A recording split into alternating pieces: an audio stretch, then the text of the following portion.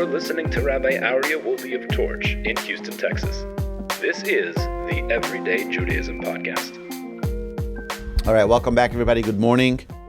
We are now resuming chapter 44, Siman 44, Siman Mem Daled, and we're up to Halacha Yud, Halacha number 10. Now, previously we discussed the laws of Mayim Achronim, which is the afterwaters after the meal, but before we recite the grace after meals, before the Birkas Hamazon.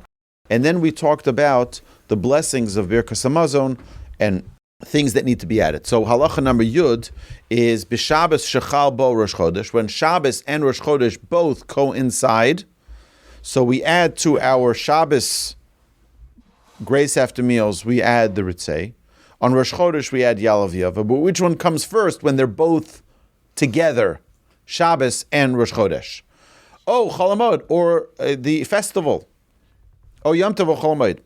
Omrim tchila Retzei v'achar kach Yaaleh V'Yavo. So we always say what is more frequent, and then the infrequent. What is more frequent? Shabbos.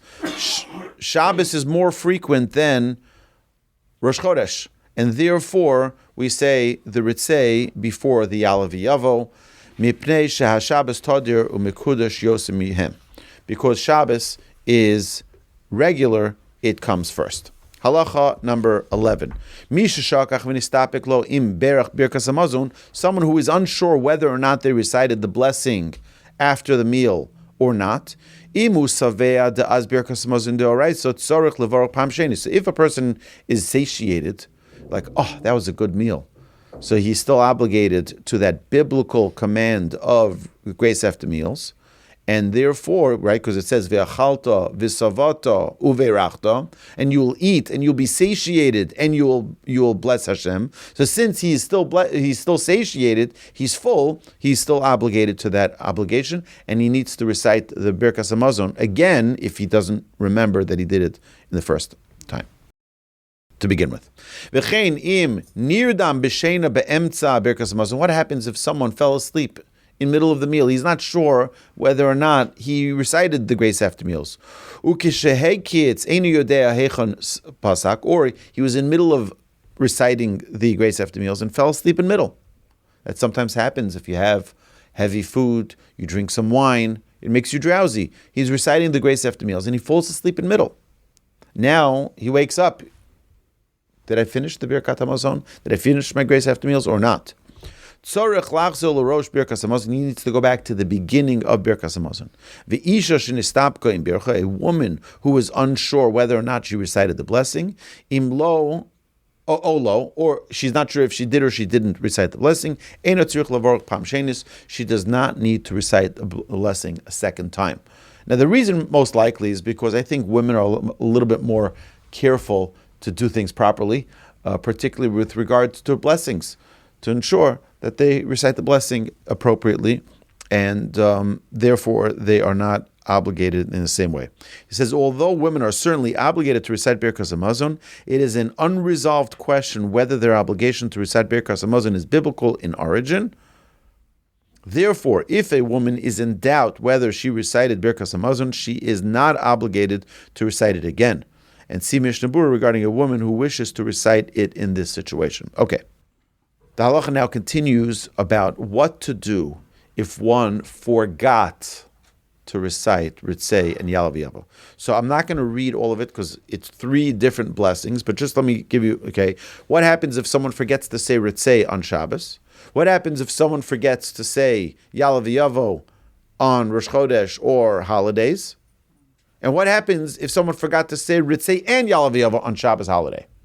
Okay, what do we do for each of them? The halacha here in Siman Mem Daled, Halacha Yud Beis, goes through the 3 different blessings that you can recite to compensate for that part that you forgot. Okay, so it means, here's the thing. If you remember before you recite the following blessing, you can go back and recite it. But if you already recited the name of Hashem in the following blessing, then you can no longer recite it in its proper place, then you add a blessing later. And here in Siman, in Seif Yud Beis, the halacha will say exactly the 3 different blessings that you can add after for for missing the Retzei. So we're gonna go past that now, and we're gonna go to Halacha Yud Gimel, because it would just be a lot of text of reading those blessings. Okay. Imlo niskar ad la'achar shehitchila bracha shalachareo shehi baruch atah Hashem Elokeinu melech haolam hokel avinu. So now he finished. Okay, so the way the blessings works, we have the first blessing of Hazanus Hakol, the second blessing of Al Haaretz Ve'al Hamazon, first blessing composed by Moses, second blessing composed by Joshua, very good, and then the third blessing by David and King Solomon, and then the fourth blessing, which is from our men of the Great Assembly. So now he started that fourth blessing. And where do we put the Shabbos and Yaaleh V'Yavo edition, the Rosh Chodesh edition? In the third blessing. It's right before the end of the third blessing. So now we are Halacha number 13. Im lo niskar, if one was not aware of his omission, ad la'achar sheitcha bracha shalachareo shehi baruch atah Hashem Elokeinu melech haolam hokel avinu afilu lo amarak tevas baruch bilvad. If you just said baruch, shuv ein lo takana bebrachos asher nasan ulechein im hu b'shtei seudos rishonos chozel l'rosh birkas hamazon. He says, therefore, if it's the first two meals of Shabbos or Yom Tov, you go back to the beginning of the benching and you start over again. But if you just said baruch atah Hashem, you should conclude with Lamdeni Chukecha, which is a verse, and that way it's not a blessing in vain. But by the third meal, afilu b'Shabbos eino mechuyev lechol pas dafka, because there's no obligation to specifically eat bread at that meal. Umikol shekain b'Yom Tov, and definitely on Yom Tov. B'Birkas Hamazon eino chovas hayom olav. Lochein eino chozel l'rosh, he does not return to the beginning of the blessing of the Birkas Hamazon. Ela gomer kach Birkas Hamazon, he just concludes the rest of Birkas Hamazon without correcting his mistake. Aval im niska b'makom sheyachol l'taken b'birchas asher nasan mechuyev l'taken afilu b'kama su'udas she'achal. He says, however, if he becomes aware of his omission at a place where he is able to rectify his mistake by reciting the compensatory blessing, those three blessings that we mentioned previously, then mechuyev, he is obligated to rectify his omission, even at any of the additional meals that were eaten.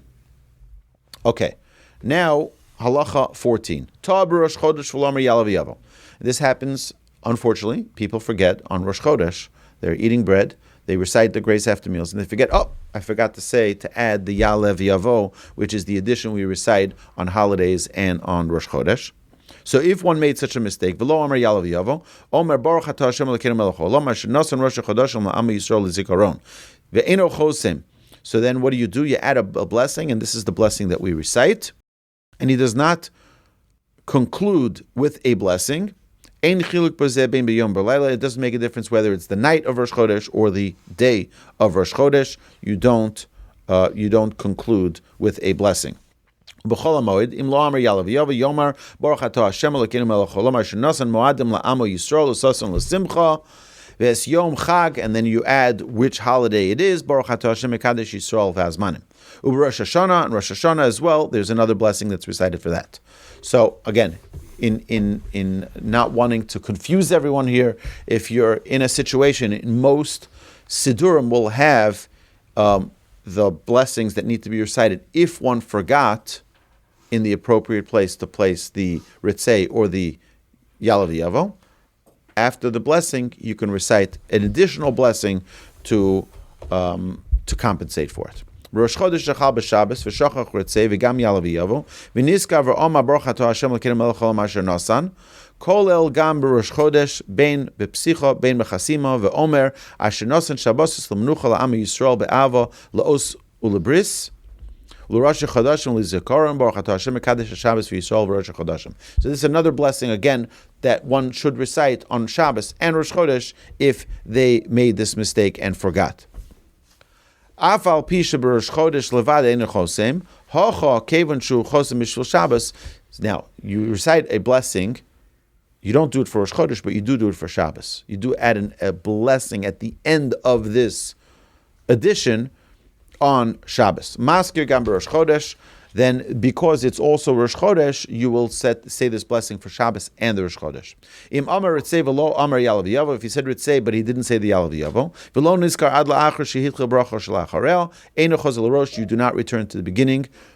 Deha shel Shabbos Amar u'b'shvil Rosh Chodesh eino chozer v'im Amar Yaaleh V'Yavo v'lo Amar Retzei hu chozer l'rosh. Okay, let me just explain what's going on here in Halacha number 15. So what happens is as follows. What happens if someone remembered to say the Retzei for Shabbos, but not the Yaaleh V'Yavo for Rosh Chodesh? Or vice versa. They remembered to say the Yaaleh V'Yavo, but not the Retzei. So the Retzei takes prominence over the Yaaleh V'Yavo. And therefore, if you remembered the Retzei, you do not repeat the whole Birkat HaMazon, the whole grace after meals. But if you remembered the Yaaleh V'Yavo, not the Retzei, you do return, because again, Retzei, because it's Shabbos, it has a more prominent place. By the way, just so that you understand, what is the holiest day of the year? Shabbos. Very good. Shabbos is holier than everything, holier than Yom Kippur, holier than Rosh Hashanah, and it's every week. What a special opportunity we have. Halacha number 16, and we have just 3 more left.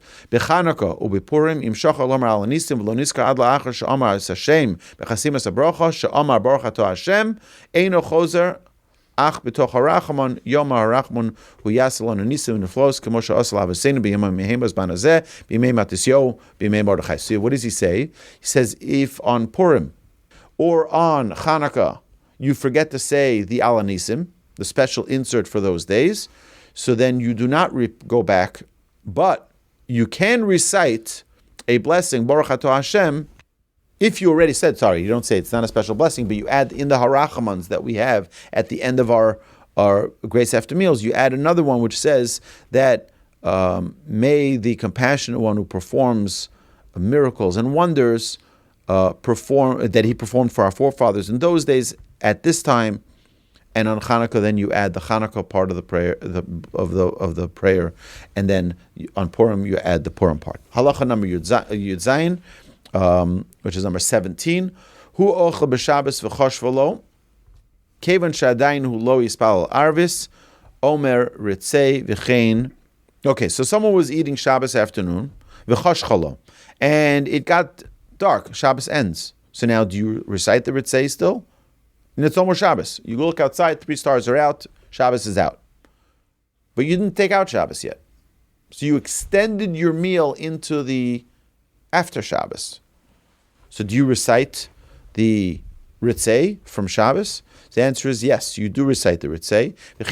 And likewise with Yom Tov, you do recite the Rosh Chodesh, and you do recite the additions for Chanukah and Purim as well.